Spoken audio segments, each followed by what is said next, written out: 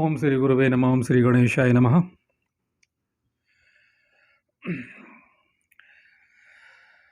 नहुष महाराज ययाति ने अपने छोटे पुत्र पुरु को राज्य पर अभिषिक्त करके यदु आदि अन्य पुत्रों को सीमांत किनारे के देशों में रख दिया। फिर बड़ी प्रसन्नतापूर्वक वन में गए। वहां फल मूल का आहार करते हुए उन्होंने दीर्घ काल तक वन में निवास किया। उन्होंने अपने मन को शुद्ध करके क्रोध पर विजय पाई और प्रतिदिन देवताओं के साथ पितरों का तर्पण करते हुए वानप्रस्थ आश्रम की विधि से शास्त्रीय विधान के अनुसार अग्निहोत्र प्रारंभ किया। वे राजा शिलोच्छ वृत्ति का आश्रय लेकर यज्ञ शेष अन्न का भोजन करते थे। भोजन से पूर्व वन में उपलब्ध होने वाले फल मूल आदि भविष्य के द्वारा अतिथियों का आदर सत्कार करते थे। राजा को इस वृत्ति में रहते हुए पूरे 1000 वर्ष बीत गए। उन्होंने मन और वाणी पर संयम करके 30 वर्षों तक केवल जल का आहार किया। और आज भी ऐसे लोग हैं केवल जल का आहार करते हैं या वायु पी करके जीवित हैं, जो हिमालय की गुफाओं में बैठे हैं, घोर वनों में बैठे हैं। तो ये तब की हमारी, तो वो तो राजा ययाति थे। समस्त पोषक तत्व उन्हें उस जल के अंदर ही मिल रहे हैं, इस महाशून्य से मिल रहे हैं, वायु से भी मिलेंगे और शरीर में कोई निर्बलता नहीं आएगी। तो राजा को इसी वृत्ति से रहते हुए पूरे 1000 वर्ष बीत गए। तत्पश्चात वे आलस्य रहित होकर 1 वर्ष तक केवल वायु पीकर रहे और 1 वर्ष तक 5 अग्नियों के बीच में, जैसे पंचाग्नि तप कहते हैं, 5 अग्नियों के बीच में बैठकर तपस्या की। इसके बाद 6 महीनों तक हवा पीकर वे एक पैर से खड़े रहे। तदंतर पुण्य कीर्ति महाराज ययाति पृथ्वी और आकाश में अपना यश फैलाकर स्वर्गलोक में चले गए। वैशंपायन जी कहते हैं, जन्मेजय स्वर्गलोक में जाकर महाराज ययाति देव भवन में निवास करने लगे। वहां देवताओं, साध्यगणों, मरुदगणों तथा वसुओं ने उनका बड़ा आदर सत्कार किया। सुना जाता है पुण्यात्मा तथा जितेंद्रिय राजा ययाति देवलोक और ब्रह्मलोक में भ्रमण करते वहां दीर्घ काल तक रहे, यानी उनकी गति देवलोक से ब्रह्मलोक तक थी। एक दिन नृप श्रेष्ठ ययाति देवराज इंद्र के पास आए। दोनों में वार्तालाप हुआ और अंत में इंद्र ने राजा ययाति से पूछा। इंद्र ने पूछा, राजन, जब पुरु तुमसे वृद्धावस्था लेकर तुम्हारे स्वरूप से इस पृथ्वी पर विचरण करने लगा, तुम सत्य कहो, उस समय राज्य देकर तुमने उसको क्या आदेश दिया था? तो ययाति ने कहा, देवराज, मैंने अपने पुत्र पुरु से कहा था, बेटा, गंगा और यमुना के बीच का यह सारा प्रदेश तुम्हारे अधिकार में होगा। यह पृथ्वी का मध्य भाग है, इसके तुम राजा होगे और तुम्हारे भाई सीमांत देशों के अधिपति होंगे। गौर कीजिएगा, ध्यान दीजिएगा मेरे श्रोताओं, गंगा और यमुना का प्रदेश, और यह हमारा भाग्य है, सौभाग्य है। जो लोग भी इस क्षेत्र में रहते हैं, ये तेजस्वी पृथ्वी का मध्य भाग है और बड़ा तेजस्वी है। भारत में कहीं भी जाइए, यहाँ की जो चेतना है वो अत्यधिक है। और उसके अलावा फिर जहाँ है, फिर वो पीठ हैं, वो ज्योतिर्लिंग हो, वो शक्ति पीठ हो, वो अन्य पीठ हो। तो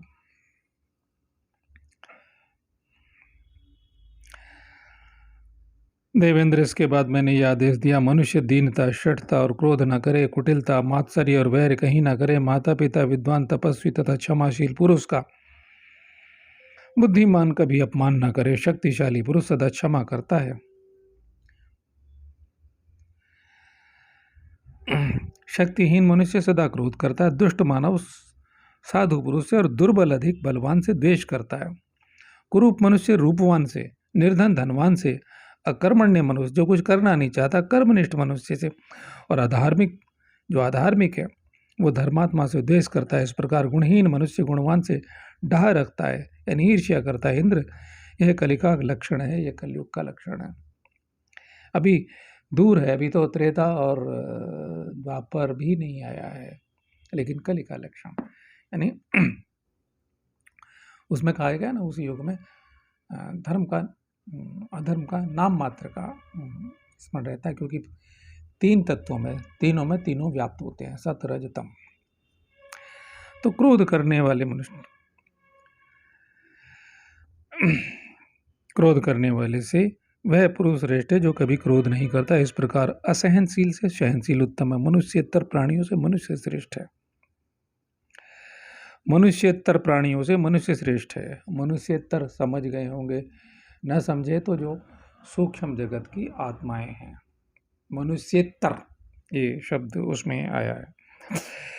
मनुष्यतर प्राणियों से मनुष्य श्रेष्ठ है और मूर्खों से विद्वान उत्तम। यदि कोई किसी की निंदा करता है या उसे गाली देता हो तो वह भी बदले में निंदा या गाली गलौज ना करे, क्योंकि जो गाली या निंदा सह लेता है उस पुरुष का आंतरिक दुख ही गाली देने वाले या अपमान करने वाले को जला डालता है, सदा ही उसके पुण्य को भी वह ले लेता है।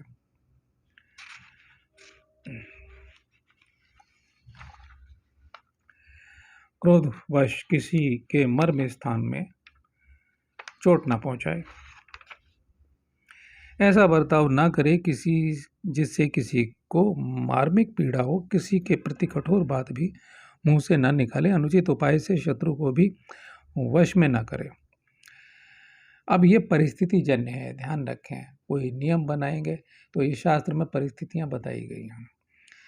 जो जी को जलाने वाले हों, जिससे दूसरे को उद्वेग होता हो, ऐसी बात मुंह से न बोलें, क्योंकि पापी लोग ही ऐसी बातें बोला करते हैं। जो स्वयंभू का कठोर हो, स्वभाव का कठोर हो, दूसरे के मर्म में चोट पहुंचाता हो, तीखी बातें बोलता हो और कठोर वचनों रूपी कांटों से दूसरे मनुष्य को पीड़ा देता हो, उसे अत्यंत लक्ष्मीहीन, दरिद्र, अभागा समझे। उसको देखना भी बुरा है, क्योंकि वह कड़वी बोली के रूप में अपने मुंह में बंधी हुई एक पिशाचनी को ढो रहा है। अच्छा, अपना बर्ताव व्यवहार ऐसा रखे जिससे साधु पुरुष सामने तो सत्कार करें ही, पीठ पीछे भी उनके द्वारा अपनी रक्षा हो। दुष्ट लोगों की कही हुई अनुचित बातें सदा सह लेनी चाहिए तथा श्रेष्ठ पुरुषों के सदाचार का आश्रय लेकर साधु पुरुषों के व्यवहार को ही अपनाना चाहिए। दुष्ट मनुष्यों के मुख से कटु वचन रूपी बाण सदा छूटते रहते हैं, जिनसे आहत होकर मनुष्य दिन रात शोक और चिंता में डूबा रहता है। वे बाग बाणों से दूसरे के मर्म स्थानों पर ही चोट करते हैं। अतः विद्वान पुरुष दूसरे के प्रति ऐसी कठोर वाणी का प्रयोग ना करें। सभी प्राणियों के प्रति दया और मैत्री का बर्ताव, दान और सबके प्रति मधुर वाणी का प्रयोग करें। तीनों लोकों में इनके समान कोई वशीकरण नहीं है, इसलिए कभी कठोर वचन न बोले, सदा सांत्वनापूर्ण मधुर वचन ही बोले। पूजनीय पुरुषों का पूजन, आदर सत्कार करे, दूसरों को दान दे और स्वयं कभी किसी से कुछ न मांगे। और ययाति का इसके बाद स्वर्ग से पतन होना और अष्टक का उनसे प्रश्न करना, ये बहुत ज्ञानवर्धक और ज्ञान शक्ति को की प्रेरणा देने वाला है। आगे इंद्र ने कहा, राजन, तुम संपूर्ण कर्मों को समाप्त करके घर छोड़कर वन में चले गए थे तथा नहुष पुत्र ययाति, मैं तुमसे पूछता हूं कि तुम तपस्या में किसके समान हो? ययाति ने कहा, इंद्र, मैं देवताओं, मनुष्यों, गंधर्वों और महर्षियों में किसी को भी तपस्या में अपनी बराबरी करने वाला नहीं देखता हूं। अब देखिए, मुझे कुछ नहीं कहना, आगे इसका अर्थ स्पष्ट होगा। इंद्र बोले, राजन, तुमने अपने समान, अपने से बड़े और छोटे लोगों का प्रभाव न जानकर सबका तिरस्कार किया है। ध्यान रखें, आदमी में जरा सी थोड़ी सी शक्ति आ जाती है, जरा सी सिद्धि आ जाती है, कोई प्रेत साधना, यक्षिणी साधना या कुछ भी, तो आदमी कूदने फांदने लगता है। मतलब वो एक जरा सा उसे लगा, हमने देखे ऐसे लोग, या चार लोग सम्मान करने लगते हैं तो आदमी आपे से बाहर हो जाता है, कूदने फांदने लगता है और अपने को ब्रह्मज्ञानी घोषित करने लगता है फटाफट। और आज ये देख रहे होंगे तो मेरे श्रोताओं, ये गौर करें, शिक्षा लें। क्या बोलते हैं कि आगे कहते हैं, अतः तुम्हारे इन पुण्य लोकों में रहने की अवधि समाप्त हो गई है, क्योंकि दूसरों की निंदा करने के कारण तुम्हारा पुण्य क्षीण हो गया है, इसलिए अब तुम यहां से नीचे गिरोगे।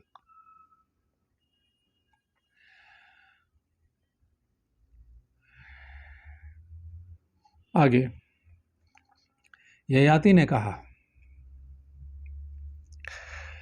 देवराज इंद्र, देवता ऋषि, गंधर्व और मनुष्य आदि का अपमान करने के कारण यदि मेरे पुण्य लोक क्षीण हो गए हैं तो इंद्रलोक से भ्रष्ट होकर मैं साधु पुरुषों के बीच में गिरने की इच्छा करता हूं।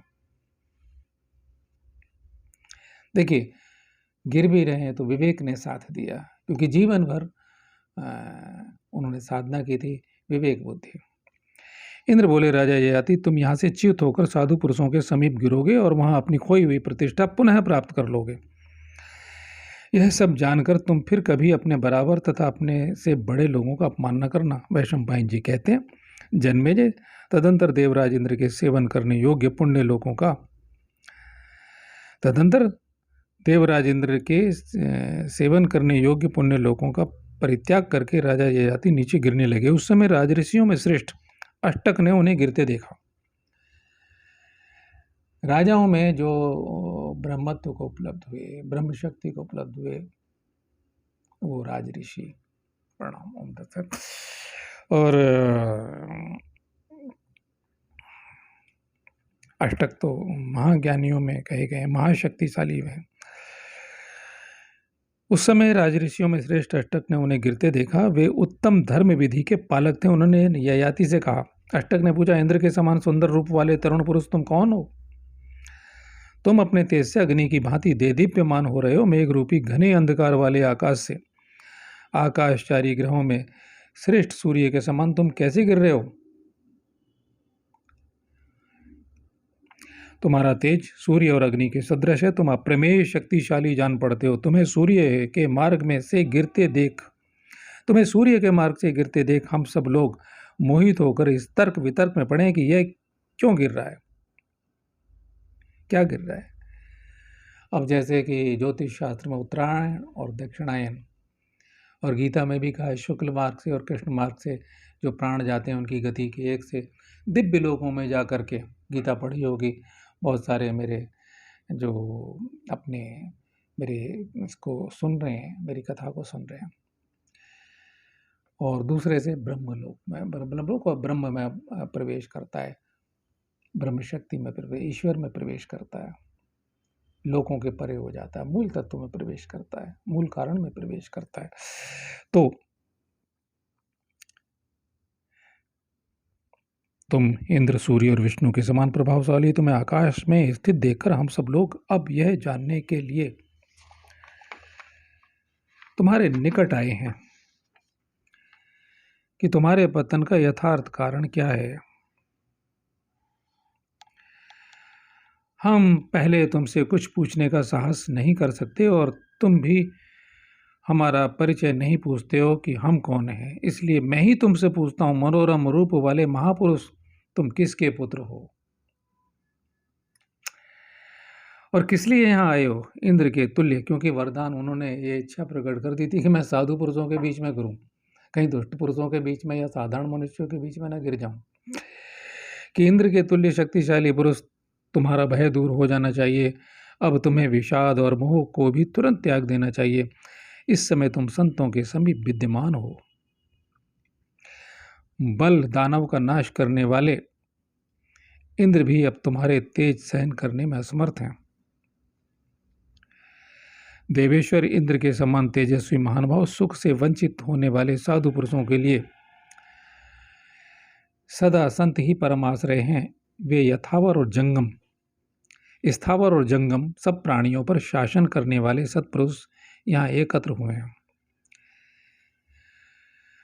तुम अपने समान पुण्यात्मा संतों के बीच में स्थित हो। जैसे तपने की शक्ति अग्नि में है, बोए हुए बीजों को धारण करने की शक्ति पृथ्वी में है, प्रकाशित होने की शक्ति सूर्य में, उसी प्रकार संतों पर शासन करने की शक्ति केवल अतिथि में है।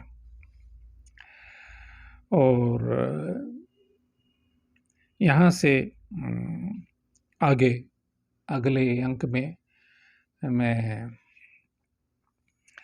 बड़ा महत्वपूर्ण है,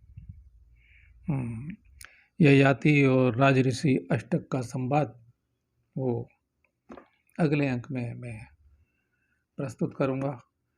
और ये सूक्ष्म जगत के समस्त प्राणियों को जो इस कथा को सुन रहे हैं उन्हें, और जो कुछ गिनती के लोग मेरी ये कथा सुन रहे हैं, मैं खुद पढ़ रहा हूँ, समझ रहा हूँ, हृदयंगम कर रहा हूँ, उस सबको प्रणाम करते हुए मेरा भी कल्याण हो और मेरे श्रोताओं का भी, और अदृश्य जगत के जो प्राणी मेरी इस कथा को सुनते हैं जिस लोक में भी, तो उन सब का भी कल्याण हो और उन्हें दिव्यता की प्राप्ति हो।